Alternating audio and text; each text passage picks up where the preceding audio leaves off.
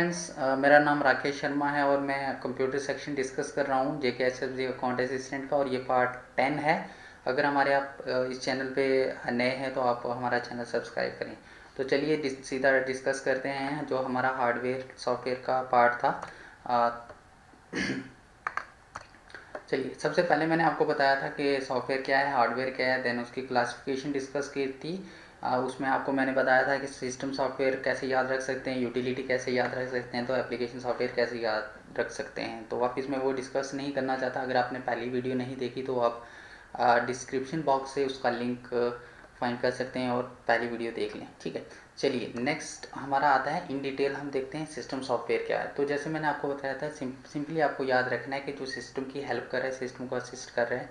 ठीक है, सिस्टम की हेल्प कर रहा है कि एक पर्टिकुलर हार्डवेयर के साथ कैसे कम्युनिकेट करना है, तो वो हमारा सिस्टम सॉफ्टवेयर होता है। ठीक है, तो हम इसको ऐसे कह सकते हैं, system software package one or more programs that are basically designed to control the operation of a computer system। जो सिस्टम सॉफ्टवेयर है वो एक पैकेज होता है मोर देन वन प्रोग्राम्स का। तो जब भी हम बात करते हैं पैकेज की, तो पैकेज मीन्स के उसमें कोई सिंगल आइटम नहीं है, it has more than one items. ठीक है, तो इसी तरीके से जो सिस्टम सॉफ्टवेयर है वो भी एक पैकेज है मोर देन वन प्रोग्राम्स का। जैसे आप देख सकते हो कि आपका ऑपरेटिंग सिस्टम है, उसमें आपके पास एक पैकेज आता है ऑफिस माइक्रोसॉफ्ट ऑफिस का। तो उस ऑफिस में आपके पास डिफरेंट सॉफ्टवेयर आते हैं, जैसे आप MS वर्ड यूज़ कर सकते हो, देन एक्सेल कर सकते हो, पावर पॉइंट कर सकते हो। तो वो इन डिटेल हम बाद में डिस्कस कर सकते हैं, करेंगे।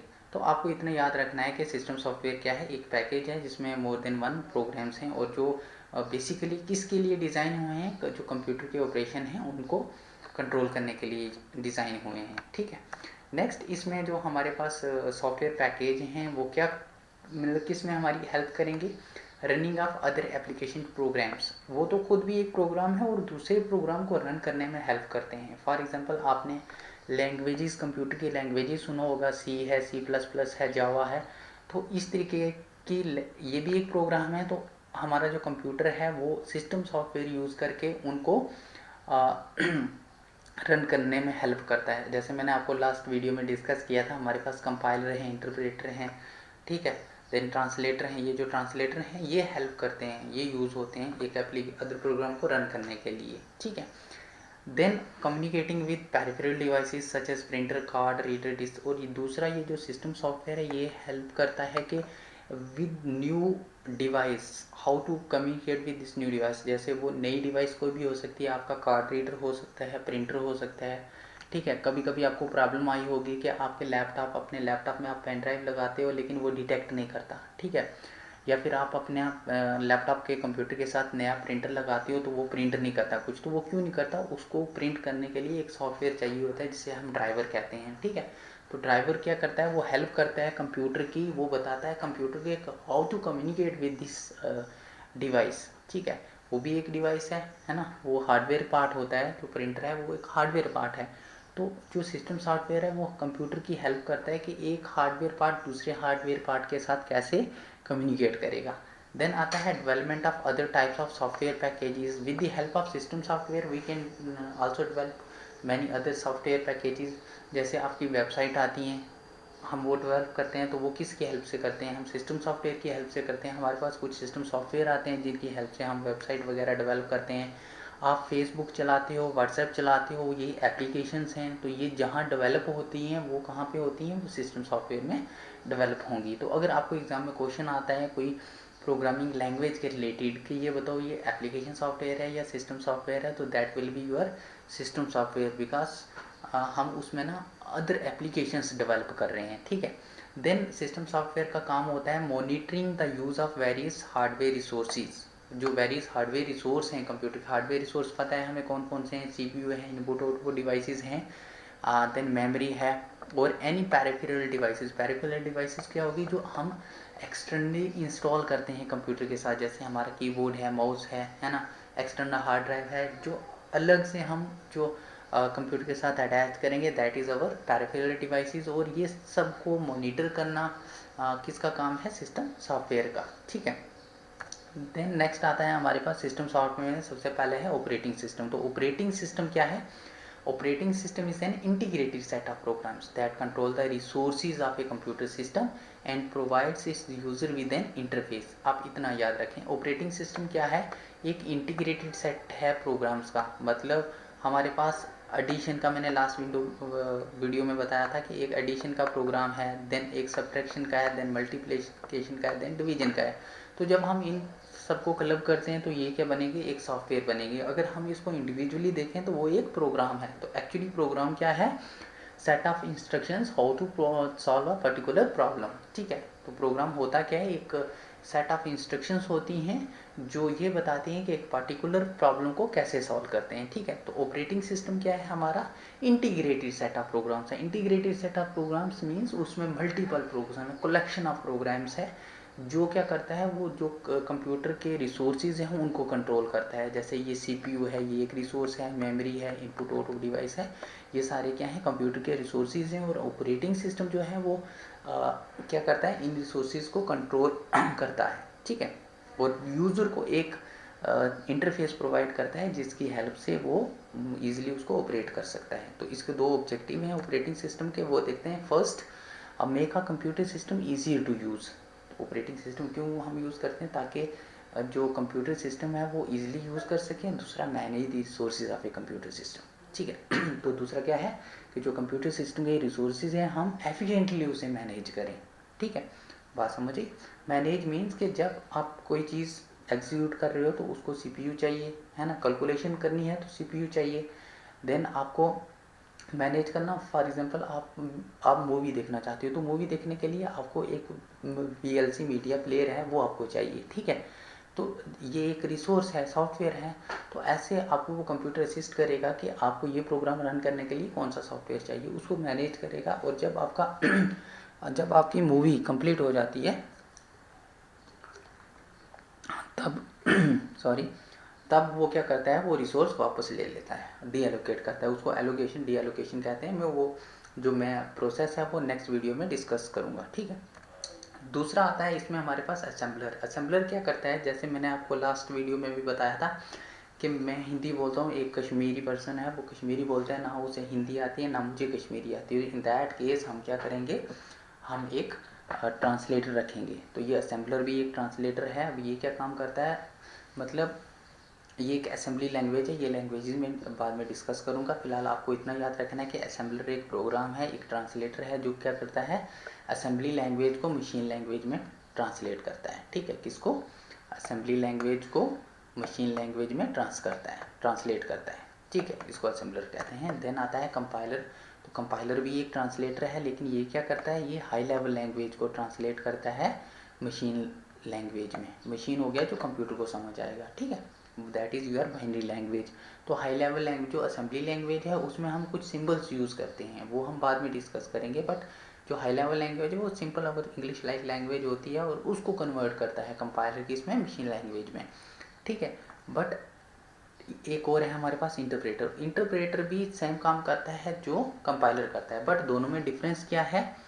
देखो, अगर हमारे प्रोग्राम में 10 लाइनें हैं, क्या है, फॉर एग्जांपल 10 लाइनें हैं, 10 लाइन्स ऑफ कोड है, तो जो हमारा कंपाइलर है वो क्या करेगा, all the lines execute at once. ठीक है, सारी की सारी जो इंस्ट्रक्शंस हैं वो एक ही बार एग्जीक्यूट करेगा।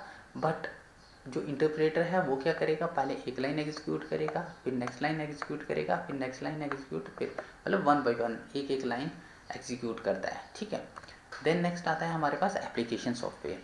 ठीक है, तो एप्लीकेशन सॉफ्टवेयर क्या है, मैंने पहले ही भी बताया था। एप्लीकेशन सॉफ्टवेयर जो यूज़र के, पर्टिकुलर यूज़र के काम करने के लिए बना होता है। जैसे मैंने आपको बैंक की एग्जांपल दी थी, जैसे मैंने आपको हॉस्पिटल की एग्जांपल दी थी, तो वो होते हैं एप्लीकेशन सॉफ्टवेयर। ठीक है, चलिए देख लेते हैं क्या कहता है। Application software is a computer design to help users to perform a specific type of work. तो पहले ही मैंने बताया कि यूज़र की हेल्प के लिए डिज़ाइन किया गया है, depending on the work for which it was design. वो डिपेंड करता है कि किस काम के लिए बना है। जैसे मैंने आपको बताया कि वो बैंक के लिए बना है या हॉस्पिटल के लिए बना है। इसी तरीके से आपके पास और भी सॉफ्टवेयर हैं, जैसे आप इमेज एडिट कर सकते हो, है ना, टेक्स्ट राइट कर सकते हो, वो अलग से सॉफ्टवेयर हैं। Then application software is a set of 1 or more programs design to solve a specific problem और डू ए स्पेसिफिक टास्क। ठीक है, तो ये बताने की बार बार ज़रूरत नहीं है। चलिए next, some commonly known application software are, जो हम यूज़ करते हैं वो कौन कौन से हैं। जैसे वर्ड प्रोसेसिंग सॉफ्टवेयर है, टाइपिंग के लिए यूज़ करते हैं हम। एप्लीकेशन लेटर कुछ भी टाइप करना होगा तो वर्ड प्रोसेसर में करते हैं। देन स्प्रेडशीट है, अकाउंट्स के रिलेटेड हम ये आगे देखने वाले हैं कैसे यूज़ करते हैं। तो अकाउंट्स के रिलेटेड हमें कुछ कैलकुलेशन वगैरह करनी होगी तो स्प्रेडशीट में करते हैं हम।